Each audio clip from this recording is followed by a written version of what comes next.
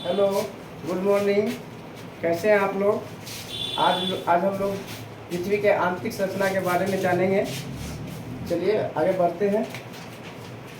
पृथ्वी जब शुरू में बना था, ये गोल जिस तरह से आकृति दिखाई जाता है वैसा नहीं है। इसकी आकृति जो है वो थोड़ा टेढ़ टेढ़ ज़्यादा तो नहीं कहेंगे, थोड़ा सा इसका आकृति सीधा गोल नहीं है, क्योंकि ये आकृति जो गोल दिखाया जाता है वो बाहरी पिक्चर के तहत नहीं दिखाया जाता है, ये बनावटी है। बनावटी का मतलब होता है जो ये पिक्चर जो हम लोग माइंड का क्रिएट किया गया उसको दिखाते हैं। ये सब जो धांसा उसा है वो वाला पार्ट है, इसमें आपको कहीं पे महासागर दिख जाएगा, तो कहीं पे उठा हुआ पार्ट वो दिख जाएगा, पहाड़ दिख जाएगा और ये सब दिख जाएंगे।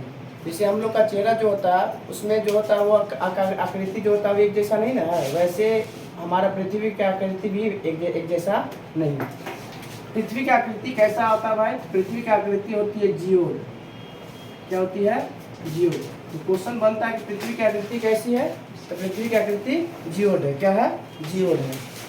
कहने का मतलब है कि पृथ्वी के बाहरी भाग को हम देख कर इसको बताते हैं कि पृथ्वी की आकृति जियोड है, और पृथ्वी के आंतरिक भाग को हम डायरेक्टली नहीं देख सकते हैं, उसको इनडायरेक्ट उससे कुछ होने वाली हलचल या उसमें होने वाले कुछ परिवर्तनों के द्वारा ही हम उसके आंतरिक भागों के बारे में देखते हैं।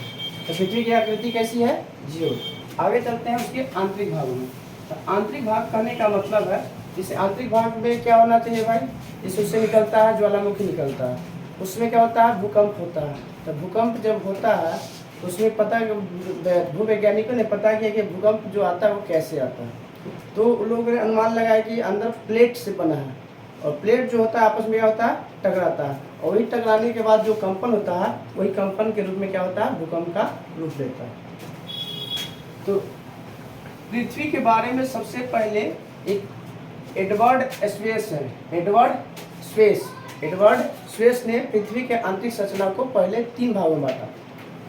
जैसे हम लोग तरबूजा को हम लोग क्या करते हैं?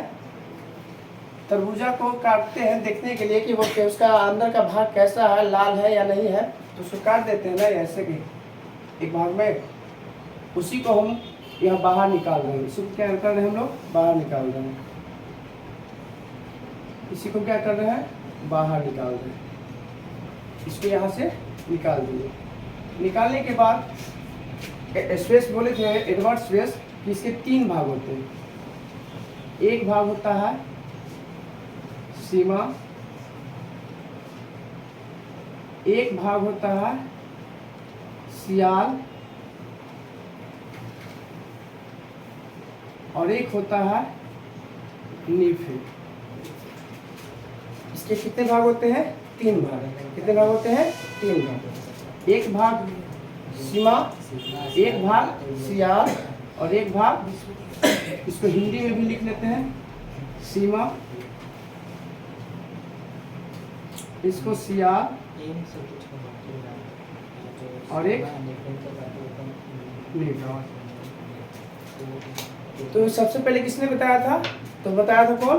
तो एडवर्ड स्पेस नाम का वैज्ञानिक ने बताया था कि पृथ्वी के आंतरिक 3 भागों को बना होता है। इसमें से पहला है सीमा। तो सीमा में कहने का मतलब है कि सीमा में क्या हो जाएगा भाई? ए साइज से हो गया सिलिकॉन, और एम ए से हो गया मैग्नीशियम।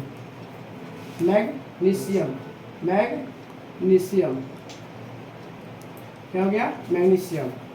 क्या हो गया? मैग्नीशियम। दूसरा कहने का मतलब है कि सीमा में किसकी अधिकता होती है भाई?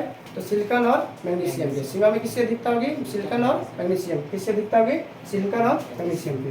दूसरा पार्ट में आते हैं, इसमें क्या किसका अधिकता होगा? तो हो जाएगा सिलिकॉन और एल्युमिनियम का। सिलिकॉन और एल्युमिनियम का। किसका? सिलिकॉन और एल्युमिनियम का। सिलिकॉन और एल्युमिनियम का। तो बोलेगा कि दूसरा पार्ट जो है, पृथ्वी का दूसरी परत जो है वो किसका बना हुआ भाई? तो सिलिकॉन और एल्युमिनियम का। सिलिकॉन और एल्युमिनियम का। और तीसरा पार्ट जो होता है वो पृथ्वी का सबसे आंतरिक भाग जो होता है वो होता है नीफे, मतलब निकेल और प्लस फेरस। फेरस मतलब लोहा। फेरस का मतलब होता है लोहा। क्या होता है? लोहा। स्वेस का मतलब क्या होता है? लोहा। तो इस तरह से डॉक्टर बोल रहे हैं, सॉरी, एडवर्ड स्वेस ने क्या बताया था? पृथ्वी के आंतरिक कितने भागों में बांटा गया था? 3 भागों में। कौन कौन? सीमा, सियाल, निफेड। सीमा, सियाल, निफेड। सीमा में किसकी किसकी अधिकता? सिलिकॉन और मैग्नीशियम, सिलिकॉन और मैग्नीशियम। फिर उसके बाद दूसरा पार्ट में आते हैं तो सिलिकॉन और एल्युमिनियम, सिलिकॉन और एल्युमिनियम। तीसरा पार्ट आते हैं तो निकेल और फेरस, निकेल और फेरस। तो बोलेगा कि सबसे पृथ्वी का कौन सा भाग जो होता है वो सबसे ज्यादा घनत्व होता है? तो सबसे ज्यादा घनत्व किसका होगा? निफे का। घनत्व सबसे ज्यादा किसका होगा? सबसे ज्यादा घनत्व किसका होगा? सबसे ज्यादा घनत्व, सबसे ज्यादा घनत्व किसका होगा? निफे का। और चुंबकीय गुण भी किसमें पाया जाएगा? चुंबकीय गुण भी किसमें पाया जाएगा? निफे में। क्यों? क्योंकि इसमें क्या है? लोहा है। क्या है? लोहा। लोहा के कारण ही क्या होता है? चुंबकीय गुण उत्पन्न होता है। क्या होता है? चुंबकीय गुण उत्पन्न। सबसे ज्यादा टेम्परेचर भी किसमें, सबसे ज्यादा तापमान भी किसमें? निफे में ही देखने को मिलता है। क्या मिलता है? निफे को मिलता है। यह यहाँ पे कैसा भाग है भाई? तो यह तरल पदार्थ के रूप में रहता है, तरल पदार्थ के रूप में मिलता है, तरल पदार्थ के रूप में ये पाया जाता है यहाँ पे। किस रूप में? तरल पदार्थ के रूप में। निकेल और फेरस किस रूप में मिलते हैं? तरल पदार्थ के रूप में। जैसे हम चीनी का चाशनी, जैसे क्या बोलते हैं उसका, शहद का, जैसा शहद जो होता है जिस तरह का तरल के रूप में, वैसे ही तरल के रूप में दिखता है क्या? निकेल और फेरस, निकेल और फेरस। ये वाला पार्ट जो होता है अर्ध तरल होता है, अर्ध तरल। क्या होता है? अर्ध तरल।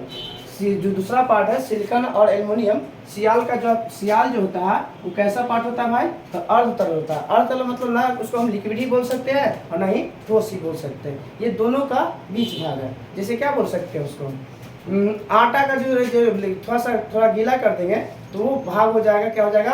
अर्ध तरल। क्या हो जाएगा? अर्ध तरल के रूप में आ जाएगा। तो अर्ध तरल में कौन आते हैं भाई? ये। यहीं से क्या क्या उत्पत्ति होता है? तो भूकंप की उत्पत्ति कहाँ से? सियाल से।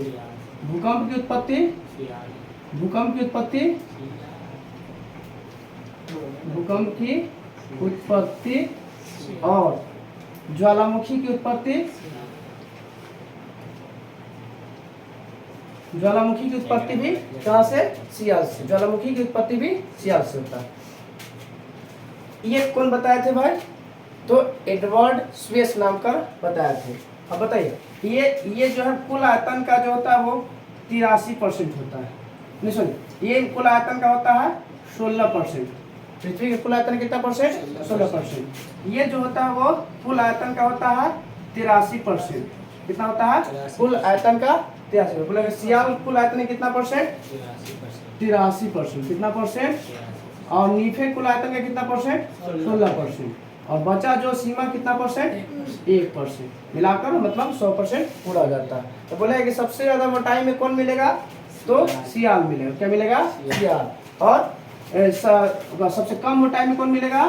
तो सीमा मिलेगा। क्या मिलेगा? सीमा। इस तरह से हम लोग सबसे पुरानी बात, पुरानी भौगोलिक आधार पर हम अगर इसको बांटा गया है तो एडवर्ड स्वेस ने इस तरह से इसको बांटा है। अब आगे आते हैं, आधुनिक भूगोलवेत्ता ने इसको क्या किया?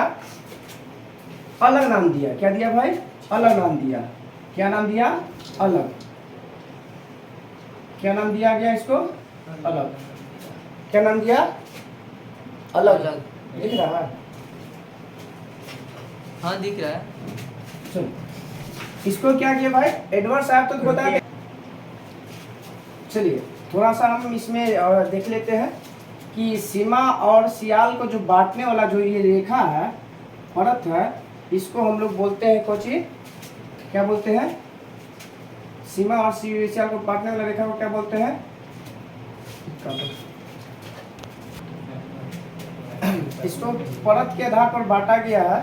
पृथ्वी के आंतरिक संरचना को वो 2 भागों में बांटा गया है। एक सीमा और सियाल को अलग करने वाली ये जो रेखा है उसको बोलते हैं हम लोग महो असफलता बोलते हैं। क्या बोलते हैं? महो असफलता, महो डिसकंटिन्यूटी बोलते हैं। इंग्लिश में महो डिसकंटिन्यूटी बोलते हैं। दूसरा, सीमा और निफे को बांटने वाले रेखा को क्या बोलते हैं हम लोग? गुटेनबर्ग असमर्थता बोलते हैं। क्या बोलते हैं? गुटेनबर्ग असमर्थता बोलते हैं। इसको अलग करने वाले रेखा को हम लोग जान गए, सीमा और सियाल। सीमा और सियाल को बांटता है कौन? महू असंबद्धता। सीमा और सियाल कौन बांटता है? महू असंबद्धता। और सियाल और निफे को कौन बांटता है परत? उस परत को हम लोग बोलते हैं गुटेनबर्ग असंबद्धता। अब आधुनिक भूगोलवेत्ता जो है इसी को ये आधार पर अलग तरह से इसका व्याख्या किया है, उनका नामकरण अलग है। इन्होंने इसका नाम दिया है क्रस्ट, दूसरा को दिया है मेंटल और तीसरा को दिया है कोर। क्या नाम दिया गया है? क्रस्ट, मेंटल और कोर। क्रस्ट, मेंटल और कोर। इसका मतलब है कि बस कुछ नहीं किया, बस नाम ही चेंज किया गया है। सीमा यहाँ पे है, यहाँ पे क्या किया गया है? क्रस्ट। यहाँ पे सियाल है, यहाँ पे क्या किया गया है? मेंटल। और यहाँ पे क्या है? निफे या कोर।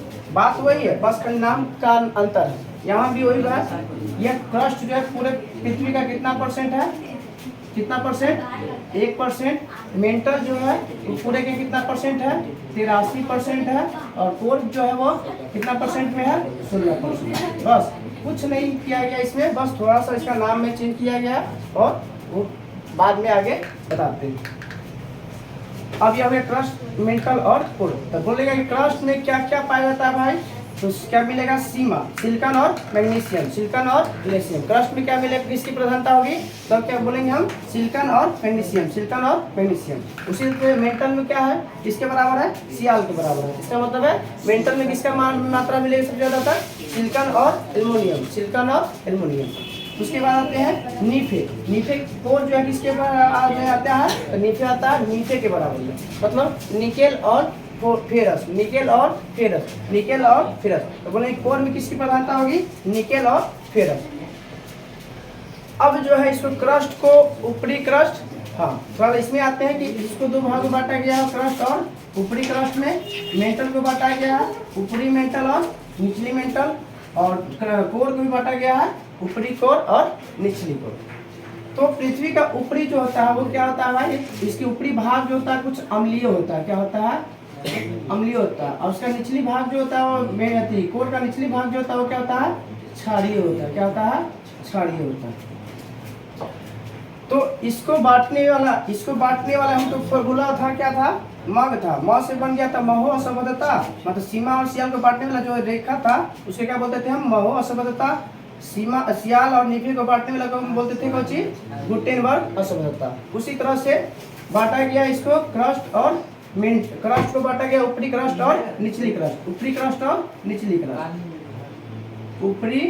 और निचली क्रस्ट में, ऊपरी क्रस्ट और निचली। उसी तरह से मेंटल को बांटा गया ऊपरी और निचली।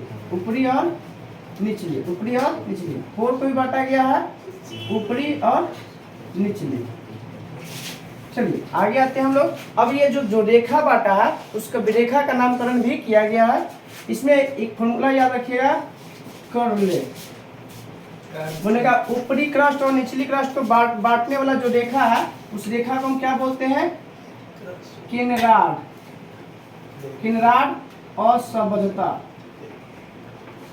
क्या बोलते हैं? किनराड असंबद्धता। ऊपरी क्रस्ट और निचली क्रस्ट को बांटने वाला रेखा को क्या कहते हैं हम लोग?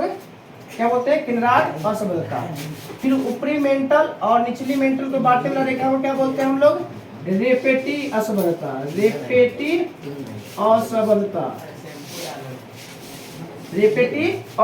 ऊपरी मेंटल और निचली मेंटल को बांटने वाला रेखा को क्या बोलते हैं हम लोग? रेपेटी असंबद्धता। उसके बाद हम लोग आते हैं निचली कोर में। कोर को ऊपरी कोर और निचली कोर को बांटने वाला को बोलते हैं लेहमैन असंबद्धता।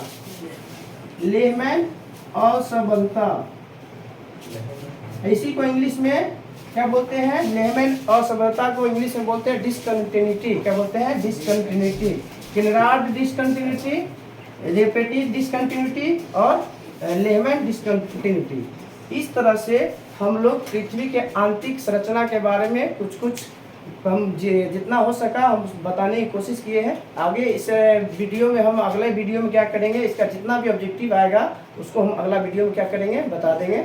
अगर आप लोगों को अगर ये वीडियो अच्छा लगता है तो लाइक और शेयर जरूर करें, सब्सक्राइब भी करें, ताकि आगे हमको भी और मोटिवेशनल मिले। आप जितना आपको ये सहयोग कीजिएगा उतना ही आपको क्या करेंगे, वीडियो ला के देते रहेंगे। धन्यवाद।